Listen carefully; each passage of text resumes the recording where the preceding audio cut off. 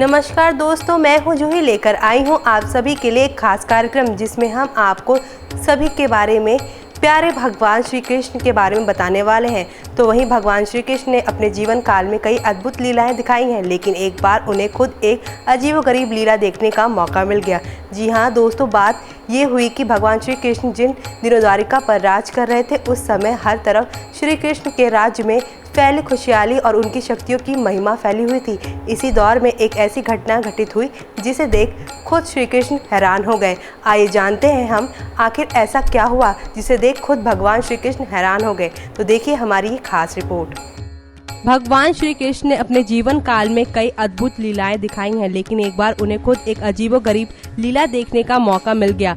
बात ये हुई कि भगवान श्री कृष्ण जिन दिनों द्वारिका पर राज कर रहे थे, उस समय हर तरफ श्री कृष्ण के राज में फैली खुशहाली और उनकी शक्तियों की महिमा फैली हुई थी। श्री कृष्ण की प्रशंसा और शक्तियों से कई राजे महाराजे ईर्ष्या करते थे और उनके नीचा दिखाने की ताक में रहते थे। ऐसे ही एक राजा था पौड्रिक, जिसका राज्य चुनार प्रदेश था। अपनी विशाल सेना के कारण पौड्रिक में अभिमान आ गया और खुद को वासुदेव कहलाने लगा। उन्होंने अपने राज्य में यह घोषणा करवा दी कि वो भगवान विष्णु का अवतार है और धरती पर पाप का साम्राज्य खत्म करने के लिए अवतार लिया है। उन्होंने अपने आप को भगवान विष्णु का अवतार साबित करने के लिए पौड्रिक ने अपने दोनों भुजाओं के साथ दो और भुजाएं लगा ली और शंख, चक्र, गदा और कमल पुष्प धारण करने लगा।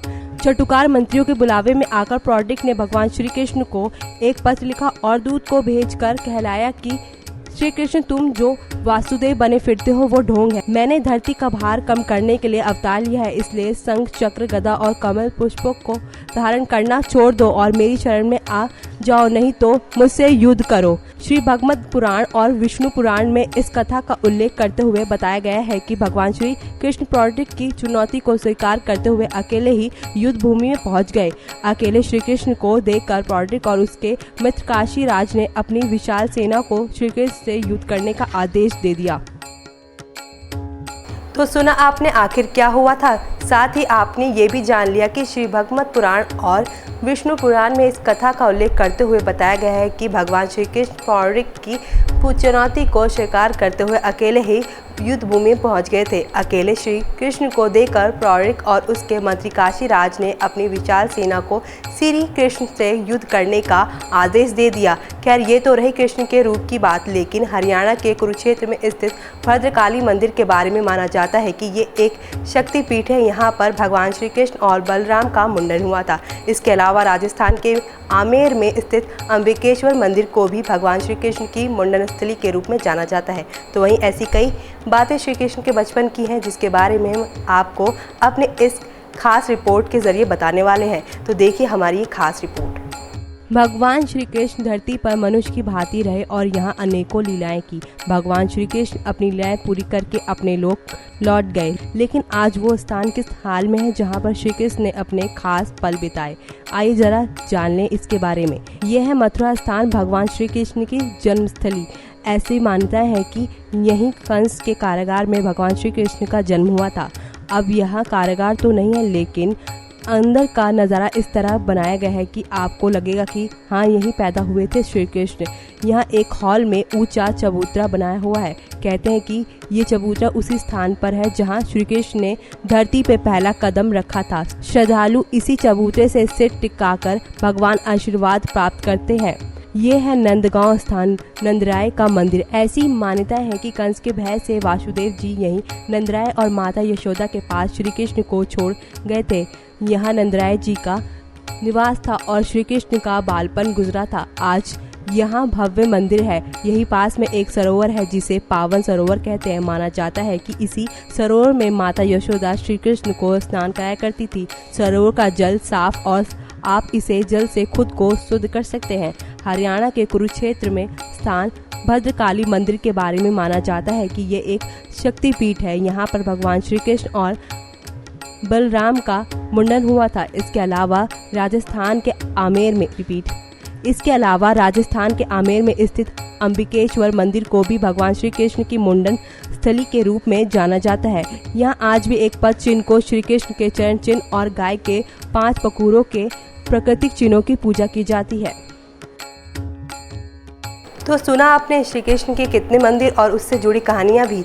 तो इसके साथ अब हम बात करेंगे दोस्तों एक ऐसे पेड़ के बारे में जिसे स्वर्ग वृक्ष कहा जाता है। लेकिन इसे क्यों स्वर्ग वृक्ष कहा जाता है, इसके लिए आपको देखनी पड़ेगी हमारी ये खास रिपोर्ट। पारिजात वृक्ष अपनी खासियत के लिए पूरी दुनिया में मशहूर है। श्री कृष्ण द्वारा रोपित ये पेड़ पल भर में लोगों की थकान मिटा देता है। इसके नीचे बैठने से ही आप एकदम तरोताजा महसूस करते हैं। उत्तर प्रदेश के बाराबंकी के पास किठूर में इस वृक्ष को देखने दूर दूर से लोग आते हैं। लेकिन क्या आप जानते हैं कि इसके पीछे की क्या कहानी है? आखिर कैसे स्वर्ग का ये पेड़ धरती पे आ गया? जानिए इसकी पूरी कहानी। द्वापर युग में जब देव ऋषि नारद श्री कृष्ण से मिलने आए तो उन्होंने श्री कृष्ण को अपने साथ लाए पारिजात फूल भेंट किए। श्री कृष्ण ने ये फूल पास बैठी अपनी पत्नी रुक्मणी को दे दिए। जब कृष्ण की दूसरी पत्नी सत्यभामा को ये बात पता चली तो उन्हें कृष्ण पर बहुत गुस्सा आया। उन्होंने कृष्ण से कहा कि उन्हें भी स्वर्ग से आए पारिजात के फूल चाहिए। श्री कृष्ण के लाख समझाने के बावजूद सत्यभामा ने अपनी जिद नहीं छोड़ी। हारकर श्री कृष्ण ने फूल लाने के लिए अपने दूत को स्वर्ग भेजा, लेकिन इंद्र ने फूल देने से मना कर दिया। ये बात जानकर श्री कृष्ण ने इंद्र पर आक्रमण करने की ठानी। श्री कृष्ण ने इंद्र को परास्त कर दिया और वृक्ष को जीत लिया। इससे क्रोधित इंद्र ने श्राप दिया कि अब से इस पारिजात वृक्ष पर कभी फल नहीं लगेगा। श्री कृष्ण ने स्वर्ग से लाए वो वृक्ष सत्यभामा की वाटिका में रोपित कर दिए। लेकिन उन्हें सबक सिखाने के लिए श्री कृष्ण ने एक तरकीब सोची। उन्होंने ऐसा कर दिया कि जब भी पारिजात वृक्ष पर फूल लगते हैं वो गिरते रुक्मणी के वाटिका में है। इसलिए पारिजात वृक्ष के फूल पेड़ से दूर गिरते हैं।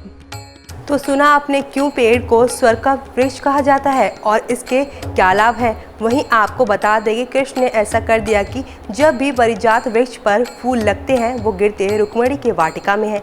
इसीलिए पारिजात वृक्ष के फूल पेड़ से गिरते हैं दूर। लेकिन अब हम बात करेंगे श्री राम की, क्योंकि दोस्तों हरे राम हरे कृष्णा जब एक साथ आते हैं तो हम अपने इस कार्यक्रम में केवल कृष्ण की बात कैसे कर सकते हैं।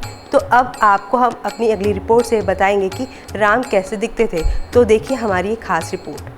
भगवान राम का नाम आते ही उनकी एक धुंधली सी छवि हमारे मन में बन जाती है। लेकिन क्या आप जानते हैं कि भगवान राम मानव स्वरूप में दिखने में कैसे लगते हैं? कैसे थे उनके केश, उनकी आंखें, चेहरा और कैसी थी उनकी आवाज़? इन सब की हम सब मात्र कल्पना ही कर सकते हैं। लेकिन रामायण में वाल्मीकि ने भगवान राम के मानव शरीर को जो वर्णन किया है उसको पढ़कर अपने मन में बनी भगवान राम की धुंधली छवि बिल्कुल साफ हो जाएगी। रामायण के अनुसार भगवान राम की लंबाई 6 फीट के करीब थी। भगवान राम को त्रिश्रेष्ठवान के नाम से भी जाना जाता है। रामायण के अनुसार इसका मतलब सिर्फ में 3 आवृत होता है। 3 लक्षणों से युक्त होना भी इसका अर्थ होता है। वाल्मीकि रामायण के अनुसार राम के केश लंबे थे। भगवान राम की सुंदरता को वाल्मीकि ने शुभानन के रूप प्रयुक्त किया। राम के मुख की कोमलता और सुंदरता को व्यक्त करने के लिए चेहरे की उपमा चंद्र ज्योत्सना और बालचंद्र से की गई है। कमल की तरह विशाल आंखें थी। आंखों के कोणों के त्राम रंग को त्रामस और लोहितास के रूप में व्यक्त किया गया है और भगवान राम को महान नसिका वाला भी कहा गया है। नसिका की महत्ता से अभिप्राय उन्नत और दीर्घ नसिका है। राम के कानों के लिए टिकोरों ने त्रुदस मानववध और दशवर्हत का प्रयोग किया है। इसका अर्थ होता है कानों का सम और बड़ा होना। वही वाल्मीकि ने उनके कानों के लिए शुभ कुंडलों का प्रयोग किया है। भगवान राम के हाथों के अंगूठों में चारों वेद की प्राप्ति सूचक रेखा थी, जिससे उन्हें चतुष्फल कहा जाता है। तो सुना आपने किस तरह का है भगवान राम का स्वरूप। भगवान राम का नाम आते ही उनकी एक धुंधली सी छवि हमारे मन में बन जाती है। लेकिन आज अपने हमारी इस खास रिपोर्ट से ये भी जान लिया कि उनके केश, उनकी आंखें, चेहरा, उनकी आवाज़ कैसी थी। इसी के साथ दोस्तों अब बारी है एक ऐसे अनोखे मंदिर के बारे में जानने की जहाँ पर भगवान को शराब चढ़ाया जाता है। लेकिन इस मंदिर की सबसे बड़ी खासियत यह है कि यहाँ के देवी देवता शराब पी भी जाते हैं। आखिर इसकी क्या वजह है, जानने के लिए देखना पड़ेगा आपको हमारी ये खास रिपोर्ट।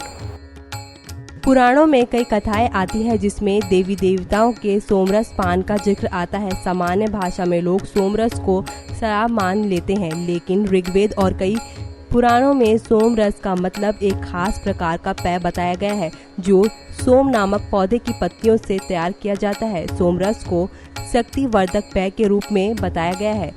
वृत्तासुर के वध के समय इंद्र ने सोमरस का पान किया, जिससे उन्हें बल की प्राप्ति हुई और उन्होंने वृत्तासुर का अंत कर दिया। सोमरस अगर शराब होता तो शास्त्रों में शराब और मदिरा के सेवन की मनाही नहीं होती, लेकिन ऐसा नहीं है कि देवी देवता शराब नहीं पीते। आज भी कई देवी देवताओं के मंदिर हैं जहां शराब भेंट किया जाता है और इसे प्रसाद रूप में बांटा भी जाता है, लेकिन इसके पीछे खास कारण और उद्देश्य है। यह है धर्मनगरी हरिद्वार में मां दक्षिणा काली का मंदिर। इस मंदिर में मां काली को हर शनिवार कई श्रद्धालु शराब चढ़ाने आते हैं। इसके पीछे मान्यता यह है कि देवी को शराब चढ़ाने से शराब की लत छूट जाती है, यानी नशे से मुक्ति के लिए यहाँ शराब चढ़ाने की मान्यता है। राजस्थान के नागौर जिले में स्थित यह है मां भुवाल काली माता का मंदिर। माता के बारे में मान्यता है कि यहाँ माता भक्तों के 2.5 प्याले शराब ग्रहण करती हैं। अंतिम प्याले में बचे हुए शराब को भैरव पे चढ़ाया जाता है। इसके पीछे मान्यता है कि डाकुओं ने इस मंदिर का निर्माण किया था क्योंकि माता ने उनके प्राण बचाए थे। डाकुओं ने माता को उपकार मानते हुए उनकी पूजा का विचार किया, लेकिन उस समय उनके पास प्रसाद चढ़ाने के लिए कुछ भी नहीं था सिवाय शराब के। डाकुओं ने माता को शराब भेंट किया तो एक के बाद एक 2.5 प्याले खत्म हो गए। इसके बाद से ही यहाँ मनोकामनाएं पूरी करने के लिए शराब चढ़ाने की परंपरा शुरू हो गई।